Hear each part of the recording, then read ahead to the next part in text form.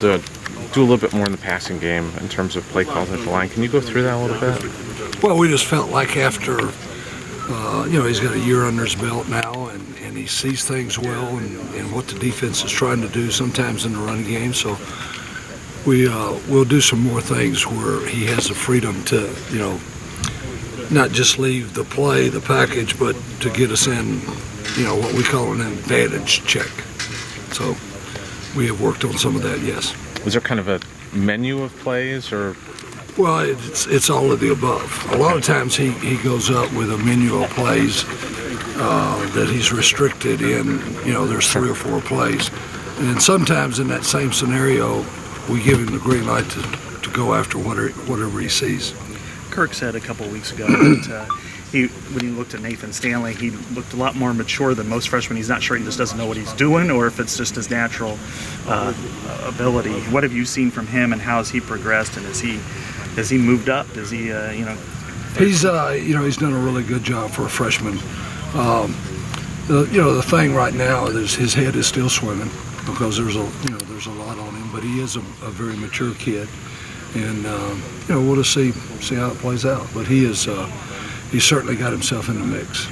How does he compare with some of the other guys in his first year, first camp? I mean, he had a little more opportunity. I mean, a lot of that is depending on, what's ahead of you. And so, he's had a little bit more opportunity, and he's taken advantage of it. Is your hope to redshirt him, or are you? Sure. Yeah, I think you'd like to redshirt every quarterback, but at the same time, if he becomes the number 2 guy, then we'll play, and then we'll make a decision as to what's the best thing for him, as well as what's the best thing for the team. Do you have a number 3 guy right now?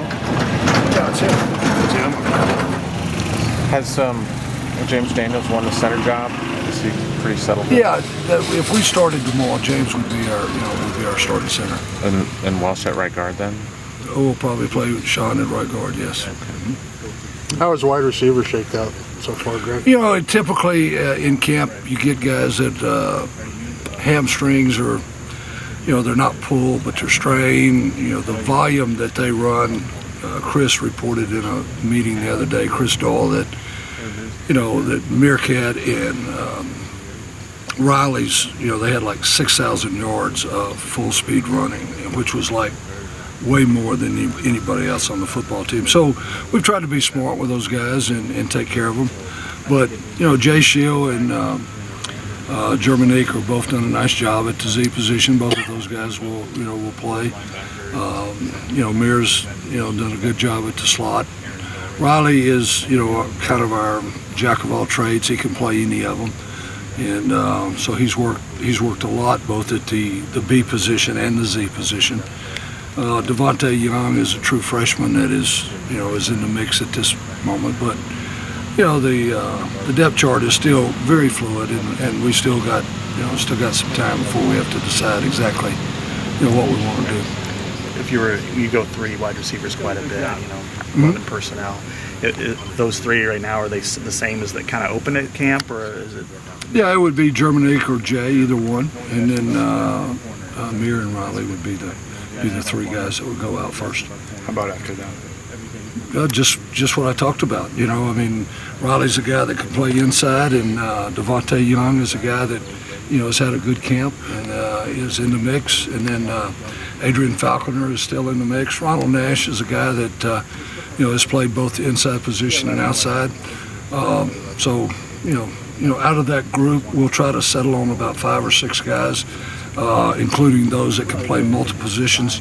And the job that Coach Kennedy has is getting your 3 best out there, just like Brian would do, getting the 5 best linemen out, kind of regardless of exactly what the depth chart says. It's safe to say Devontae's playing then this year? It's safe to say he is in the mix 10 days before camp. That's what's safe to say. We'll have a personnel meeting tomorrow, and as we start focusing in the opener, then obviously as we start changing scouts and those kind of things, we'll come up with a little bit more concrete depth chart. Is that kind of the same situation at tight end with Ant it is. And TJ? It is, exactly.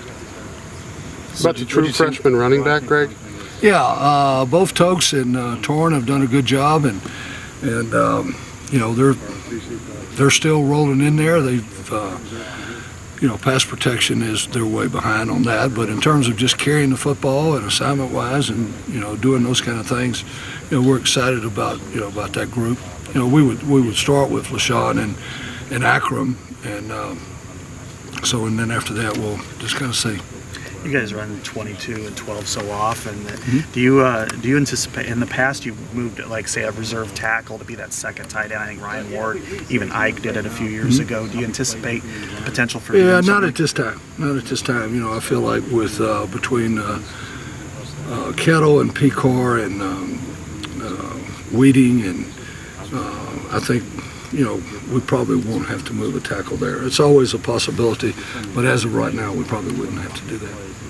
Sean expressed that, you know, he really liked having his hand on the ground and firing off. That's kind of his preference. So is this kind of good that James was kind of your original choice in center, and Sean really likes being a guard, that now you kind of where you want Well, to be? you know, James will be the first big center, at least in the 5 years that I've been here. And Sean would still, you know, be an emergency guy that we could go there. So, but yeah, it worked out well. I mean, it's worked out well.